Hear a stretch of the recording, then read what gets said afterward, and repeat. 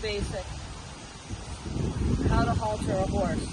So typical, this is what I see, and I don't like. Alright, I see this, and I see this. Alright, he's fine with it, going over his ears, but a horse that is touching about their ears, that's rude. It's rude anyway. So, this is how I halter all my horses. I hold the strap in my left hand and the strap in my right. I put their nose up in there, hold this up high. And then I take my right hand and I drop the head. I put this ear in first, I pull that out, pull that out. I could do this, but why? Drop the head. Now he's very amenable, to getting halted. But I have a horse over there that's very high-headed. And I have people trying to crunch his ears in, and he just gets more high-headed. So taking that, and also we don't want the halter down too low, because this bone comes down very narrow. We don't want him to break that nasal bone. So up high here somewhere. And then to take it off, I always have him drop his head. Pressure. I'm going to add pressure here. Release. Alright? It's a submission thing. It's not being rude. And flip the halter off like this. And drop it down. This horse, he's taller than the rest. And so I make everyone halter him with this halter instead of, it doesn't have a snap. So we can utilize the crown piece. Horse's head is down now, right? Because it's you, I'm going to do submissive. Put this over here and use this to drop said head. Alright, and then I can scoop his nose up and then use this to drop his head. And then buckle it. But, again, normally, people are doing this, and his head's up here, and they're crunching his ears, right?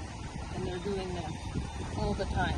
That's why I was forced to get this, so it doesn't look like it's like maybe now. I'm telling you, it's really bad. You know, it's me. When I see people mauling his ears, come here. I make him do it from sitting down. To drop his head, and then put this over here, using the strap, to drop his head. And if I can get you to do it sitting down, then how much easier will it be standing up? Again, it's rare. This horse is high-headed. You know, and when he sees some of my students coming that crunch his ears, he'll walk away. Close and open both hands. Takes you 5 minutes a day. 5 minutes every time and get him to drop. And then you can just use your hand to get him to drop his head. Fitted bridle. This only has a throat latch. You can see how dusty it is because I don't use bits. But this is the bit I use to use my bits. That's a nose band, snap a bit. So the horse is going to listen to that rope nose band for halting before the metal. So it's kind of okay. So when you have a horse that has a problem getting the bridle on, you want to take everything off. Nose band, throat latch, everything. So you're just down to here, right? And not have to deal with everything else. So we're just dealing with this. This horse hasn't had a bit in his mouth for, I want to say, maybe 8 years. 8 years. I have to count on my fingers still. Drop his head. Then I come here with my thumb, my fingers are on this, I'm going to open his mouth. Once his mouth is open, then I'm going to gently put that up. See how I'm holding it here? Alright, so I'm holding it up in his mouth, and then I'm gonna put his ear forward, and put his ear forward. Alright? And this horse, if you look at an old video, this is not a horse that ever accepted the bit.